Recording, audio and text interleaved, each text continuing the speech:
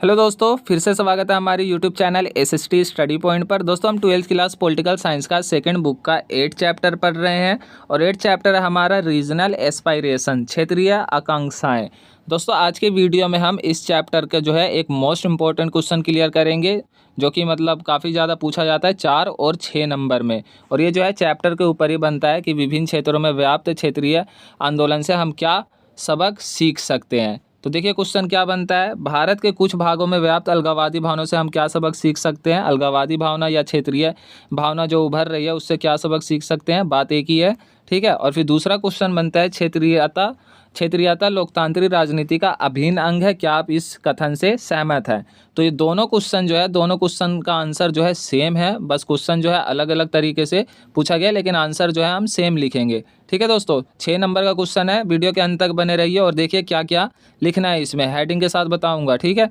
तो देखिए इसका उत्तर देखिए क्या है। स्वतंत्रता के पश्चात पिछले 6 दशकों में राष्ट्रीय अखंडता के कुछ प्रश्नों जैसे नागालैंड की समस्या का समाधान पूर्ण रूप से नहीं हो सका है। मैंने जो है नागालैंड के बारे में पढ़ा है, नागालैंड में अलगाववादी आंदोलन और क्षेत्रीयता की भावना जो उत्पन्न होती रही है उसके बारे में पढ़ा है। नागालैंड की समस्या को अब तक सुलझाया नहीं गया है। क्षेत्रीय आकांक्षाएं किसी न किसी रूप में उभरती रही है, समय समय पर लोकतंत्र की, ठीक है, समय समय पर लोकतंत्र की क्या करती रही है, परीक्षा लेती रही है। यानी लोकतंत्र को क्षेत्रीय आंदोलन और अलगाववादी भावना जो है लोकतंत्र को चैलेंज करता रहा है, ठीक है। इस आधार पर हम निम्नलिखित सबक सीख सकते हैं।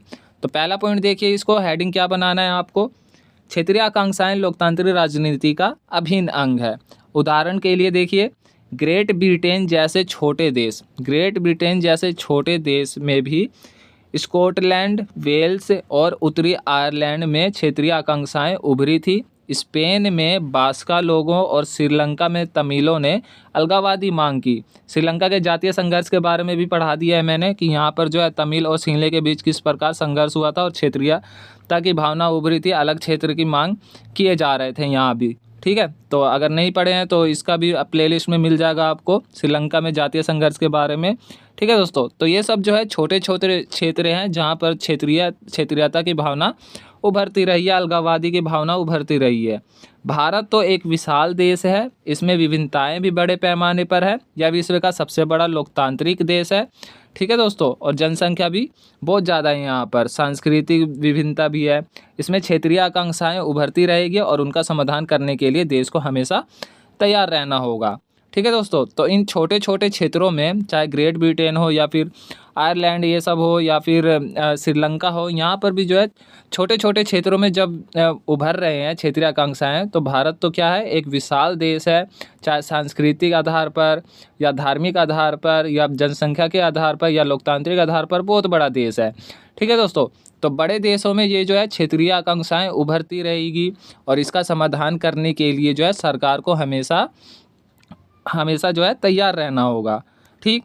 उसके बाद देखिए दोस्तों, दूसरा सबक क्या सीख सकते हैं, क्षेत्रीय आकांक्षाओं को दबाने की जगह उनका समाधान लोकतांत्रिक बातचीत द्वारा करना चाहिए।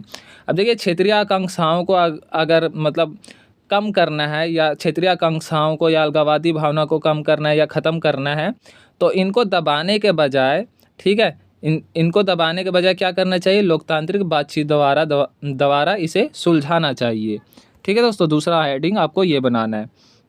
1980 के दशक में पंजाब में उग्रवाद, पूर्वोत्तर की समस्याएं, असम में छात्र आंदोलन आदि समस्याओं का समाधान करने के लिए सरकार ने क्षेत्रीय आंदोलनों के साथ समझौते किए, ठीक है।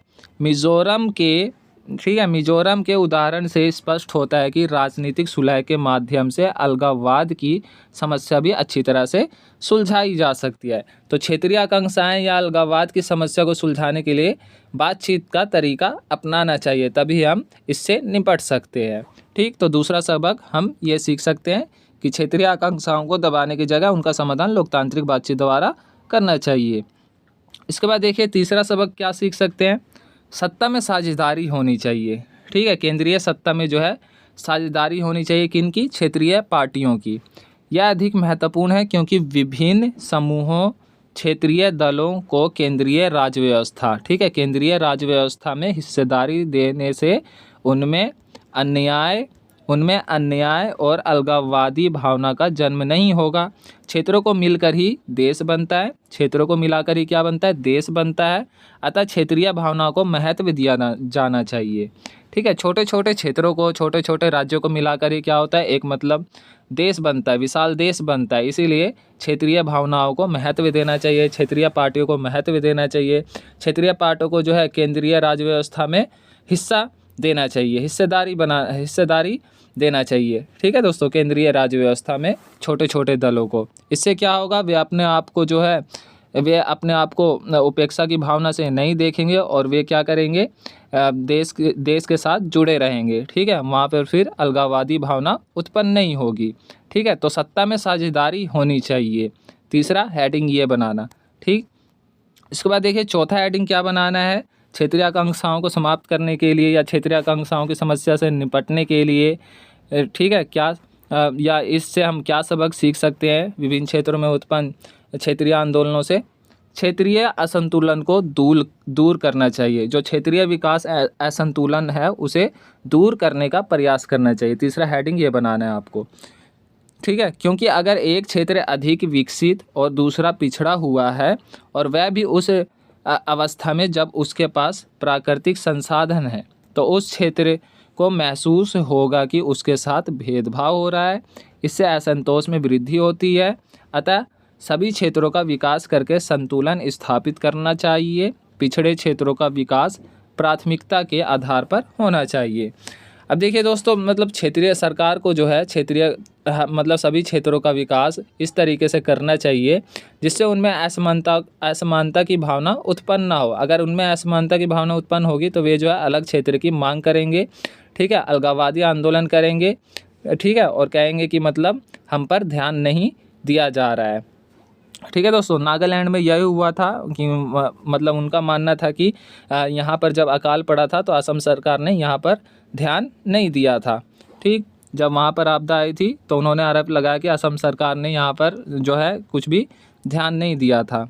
ठीक, तो इस तरीके से जो है मतलब क्या करना चाहिए, सरकार को जो है सभी क्षेत्रों के विकास में सभी क्षेत्रों का समान विकास करना चाहिए। ठीक है, किसी भी क्षेत्रों के साथ भेदभाव नहीं करना चाहिए। ये नहीं कि एक क्षेत्र का अधिक विकसित किया जा रहा है, एक क्षेत्र को अधिक विकसित किया जा रहा है और दूसरा क्षेत्र पिछड़ता जा रहा है। तो इससे क्या होगा, क्षेत्रों में या राज्यों में जो है असमानता की भावना उत्पन्न होगी।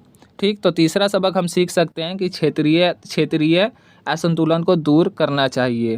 क्षेत्रीय असंतुलन को क्या करना चाहिए, दूर करना चाहिए। विकास से संबंधित असंतुलन जो है उसे दूर करना चाहिए।